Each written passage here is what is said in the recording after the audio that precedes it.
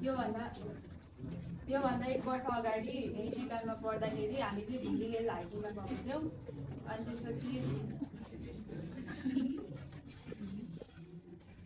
धुलीखेल हाइस्कुलमा गएको थियौँ। अनि हामी लगभग 80जना हाइस्कुलमा गएको थियौँ होला। अनि हामी 2वटा बसमा गएको थियौँ। अनि हामी धुलीखेल पुगिसकेपछि चाहिँ सबै लाइनमा बसेर पालै पालो त्यहाँ चाहिँ 1000वटा भन्दा बढी सिडीहरू रहेछ। अनि त्यसपछि हामी चाहिँ त्यो पालै पालो भन्दा सबै लाइन वाइज लाइन चढेर अनि त्यहाँ चाहिँ एउटा बुद्धको एक ठुलो मूर्ति रहेछ। अनि त्यसपछि त्यहाँ चाहिँ सबै देश विदेशबाट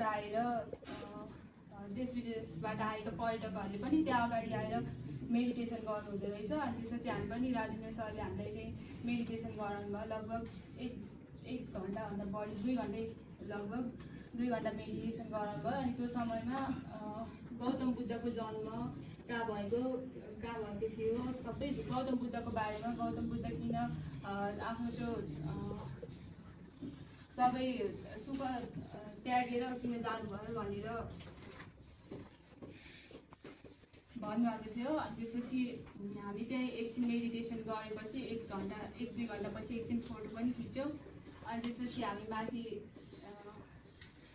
ठाउँको नाम चाहिँ याद भएन मलाई, माथि गयो। अनि त्यसपछि त्यहाँ गएर पालै पालो सबैजनाले आफ्नो एक्टिभिटिज देखाउनु थियो। अनि त्यसपछि सबैजनाले पालै पालो आफ्नो एसियो देखाएपछि चाहिँ सबै ग्रुपमा सबैजना नाचगान भयो। अनि त्यसपछि खाना पनि खायो, त्यहीँ हाइकिङ भन्दा पनि पिकनिक जस्तो पनि भयो।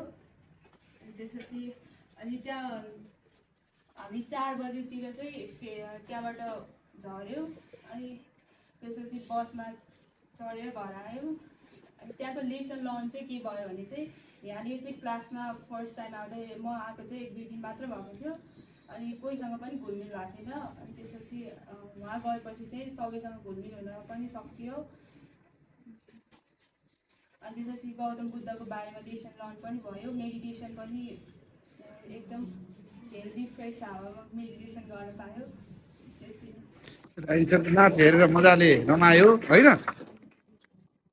राइन सरसँग नाचेको डान्स पार्टनर चाहिँ लप्टन भयो होइन।